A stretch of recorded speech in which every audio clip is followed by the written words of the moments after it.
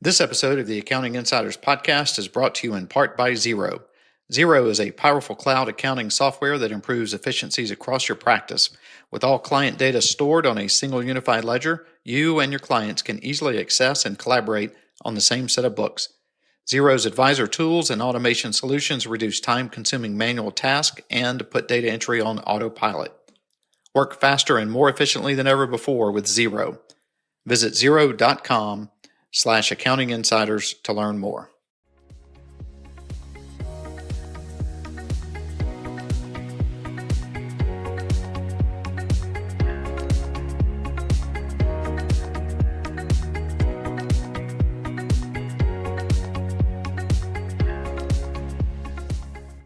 Good. Hello, hey, it's Gary DeHart with Insightful Accountant here with the Accounting Insiders podcast at Xerocon 2024 in Nashville, Tennessee. So if you hear some background noise, that's what it is. This place is hopping, so it does get a little bit loud. And I'm here with Justin Roper from TOA Global. And so welcome, Justin. Thanks for taking a few minutes. Yeah. And kind of what we're hoping to accomplish is just high level. It's usually 3 to 5 minutes. Who are you? What do you do? What does TOA Global do? And just any other insights that you might have as far as, since you guys are in offshoring, insights into what's going on in offshoring these days. Yeah, absolutely. Yeah, that's a great question. There's a lot going on in offshoring these days. As it's become a very much a necessity for a lot of accounting firms here in the U.S., Canada. And so to start, my name is Justin Roper. I'm the Director of New Business for TOA Global North America. We're based out of Fort Worth, Texas. That's where our North American office is. And so we do offshoring out of the Philippines. Our model is completely driven to full-time dedicated resources. So the team members are legally employed by us and they work directly for the client, and the client gets to act as the employer. So it's very much designed to have that long-term sustainability, to be that long-term solution for you in offshoring or outsourcing. Yeah. And so what are you seeing in that as far as adoption here in the U.S.? Are we, as accounting firms going, no thank you, or are they recognizing the savings, the kind of the overnight work that can be done while I'm asleep, right? Yeah. You've got somebody there working, but what's adoption looking like? Yeah, so we're seeing a little bit of a mixed bag, but definitely more leaning towards, finding excitement and doing it now. I think with the pandemic, it became much more normalized with people working remote. Firms became more comfortable with the security and just the productivity there. And so, yeah, we're seeing a lot of traction there to where firms are definitely much more open to it. You still have a lot of firms that are very hesitant. They have a lot of trepidation. But I think at times a lot of that comes from just not knowing all the providers that are out there and understanding, who are the different providers, what are their different values, things like that. So it's obviously a very big decision for firms. So I think a lot of firms are just trying to find those right providers that they want to partner with. I gotcha.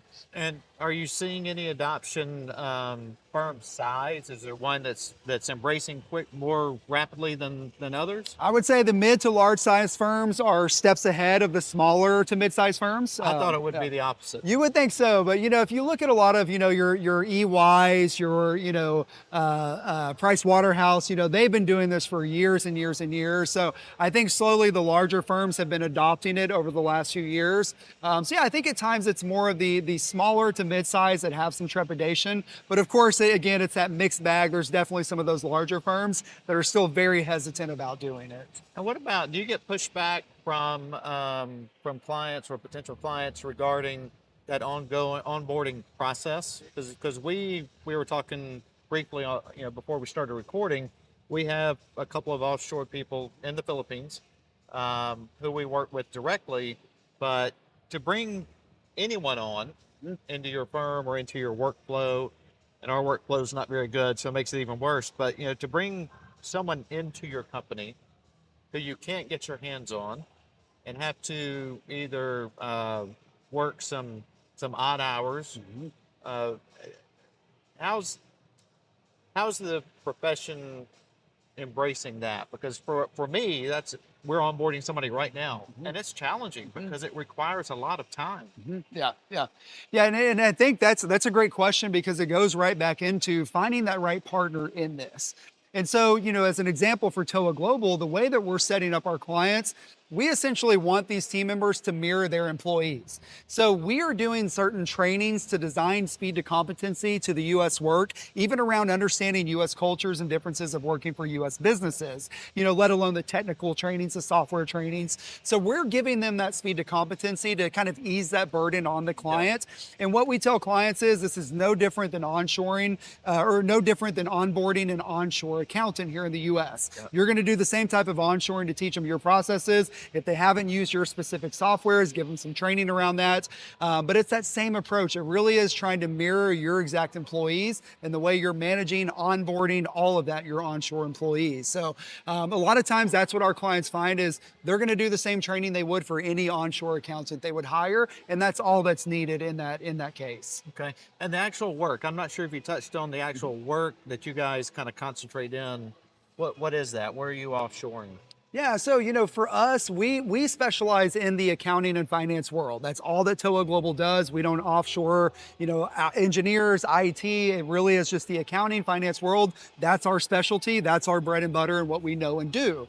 And so any type of role that you're looking for in accounting, whether it's a junior level bookkeeper or a senior level U.S. tax experienced accountant, we're able to help you with that. So any type of an accounting role, any type of a finance role, and then also the support roles that come with accounting firms. So, administrative assistants, executive assistants, those type of support roles we help with as well. Okay. Would you do those if you're, let's say if I'm an accounting firm and I don't necessarily need an accountant, but I need support? You still work with companies that just need a support type?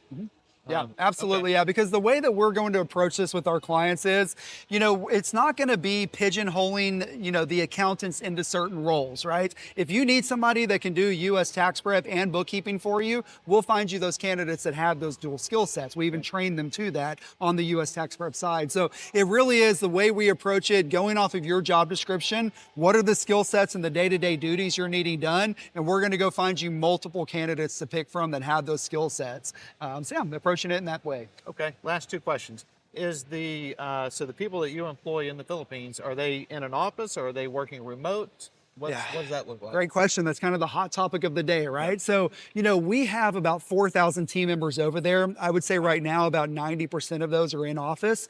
We have recently introduced a new hybrid model. But again, the hybrid and the remote models are more for that intermediate to senior level talent. A lot of your junior level talent will start out in office. And if you prefer any of those roles in office, we can still do that. There's still plenty of people that actually enjoy being in office. So we do offer in office. We offer hybrid, we offer remote, and it really is what does the client want in this?